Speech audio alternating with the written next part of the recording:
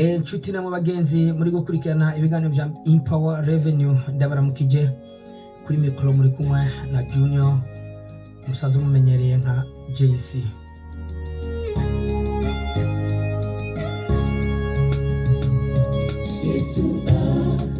Nkuko narimejeje kubabwira muri studio za Empower Revenue, reka tuganire tuyage twibukanya. Uyu munsi tugiye kuganira ku bintu bibiri: urukundo no gushima. Kandi urukundo no gushima.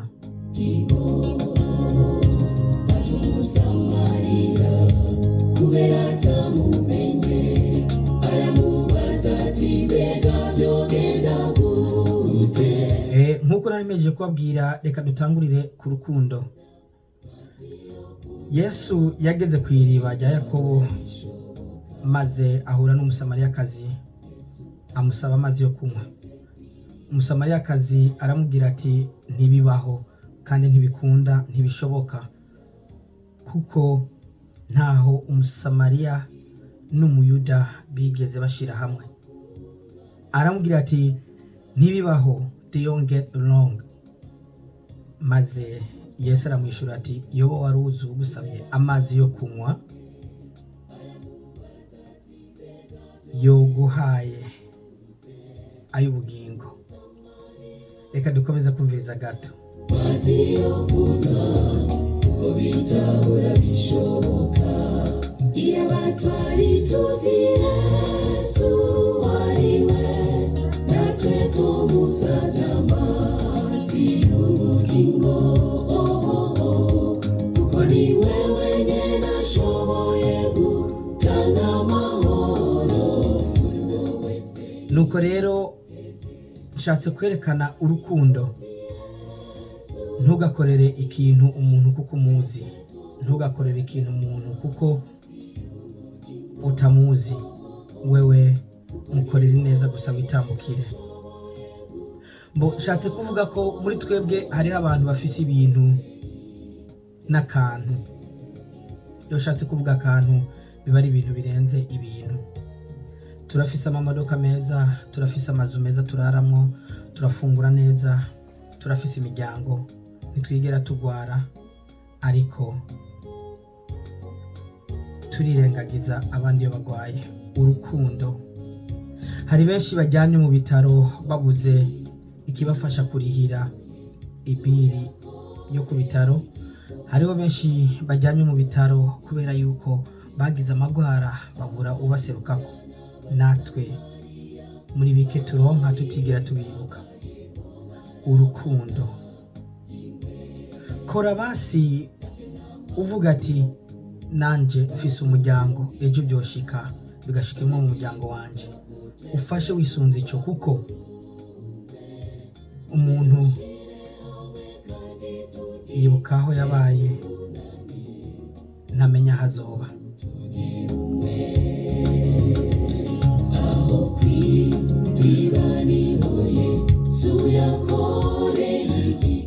Nkuko rero ariko ndababwira, tuvuganye ku kibazo cy'urukundo. Nukuri iyi si yaratitutse.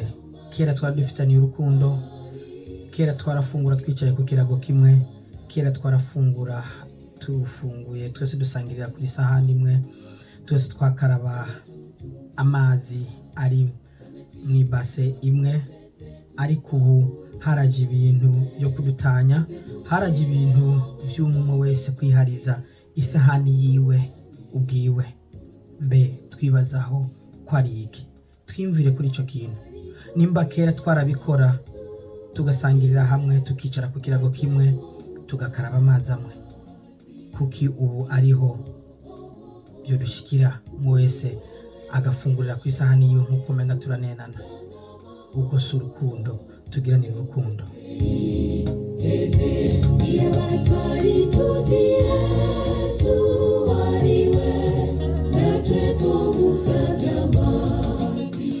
Nkuko nariko ndavuga kandi, urukundo ni ingirakamaro.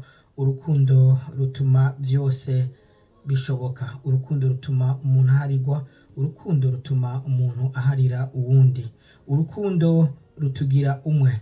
Urukundo nigo ngabire Yesu yadusigiye igihe yava ngaha ku isi.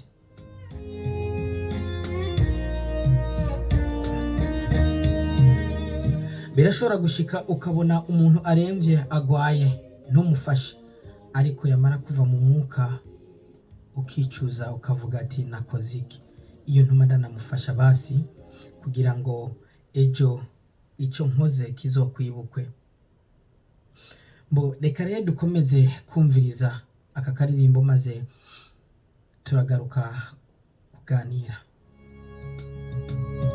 Yesu aheze kw'iriba rya Yakobo ahahurira n'umusama. Ni rwa rukundo nyene, ni rwa rukundo rwatumye tuba mu gihugu kimwe, ni rwa rukundo rwatumye twese twitwa bamwe, ni rwa rukundo Imana yaduha rugatuma twitwa abantu, ni rwa rukundo Imana yatugirira ikaturema mu ishusho yayo, ni rwa rukundo Imana yatugabira kugira ngo tuze twibuke abandi.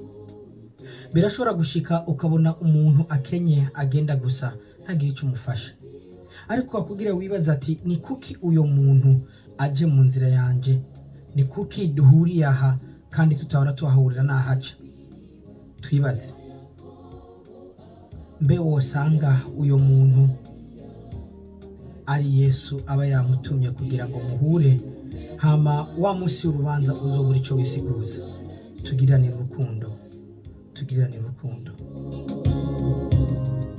Umusamariya kubera atamumenye aramubaza ati mbega vyogenda gute. Kuri ico nyene urukundo ni rwiza, kandi urukundo rutuma tugiranira imbabazi, ugatuma dufashanya. Urukundo ni iki?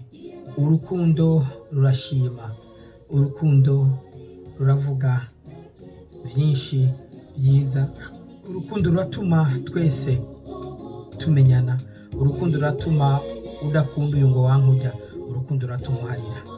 Reka rero tugaruke kandi kuri ca kindi co gushima. Hari benshi bakorerwa ineza bakibagira ko bakorewe ineza ntibanashime. Ivyo byose biterwa nuko bataba bafise urukundo. Ariko ufise urukundo wohindukira ukabwira umuntu uti warakoze kuhaba, warakoze kunserukako, warakoze kunkorera bijya, warakoze kubana nanje, warakoze kumbera umugenzi mwiza, warakoze kumbera umwasi, kuko sinari kwiga bimwe mu vyo nzi. Gushima ni vyiza cane, turashima iyo dufise, ariko iyo tudafise ntitwigira dushima. Nshuti nawe mugenzi uri kunkurikirana, uri kumviriza ico ndi kuvuga, uzumenya ko gushima atari gushima iyo ufise gusa, uzobuke no gushima iyo ubuze. Niho Yesu yakoreye igikorwa co guhuza imitima abayuda n'abasamariya. Iyo ushima kandi ntuze ushimire gusa umuntu yagukoreye ibyiza, uzobuke no gushimira no gukoreye ibibi, kuko biguha kwiga kuri bimwe, bikaguha kumenya ingene witwara imbere y'umuntu n'uwundi. Urashobora kwibaza ati kuki noshimira umuntu yankoreye nabi?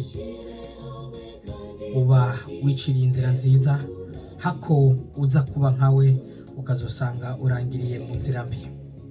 Gushima ni vyiza cane, kuko gushima bituma umuntu akwiyumvirako, kandi gushima bituma umuntu akora ibyo atogukoreye, gushima bituma umuntu akubwira umugenzi, gushima bituma umuntu abona ko ufise umutima mwiza, gushima bituma umuntu abibona ko ufise urukundo.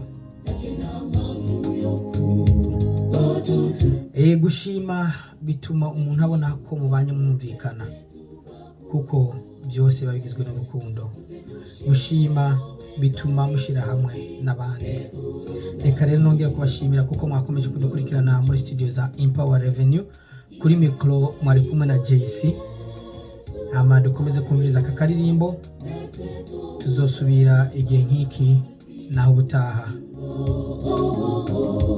Kuko ni wewe nyene nashoboye gutanga amahoro kuri wowe se yihebye, iyo batwari tuziye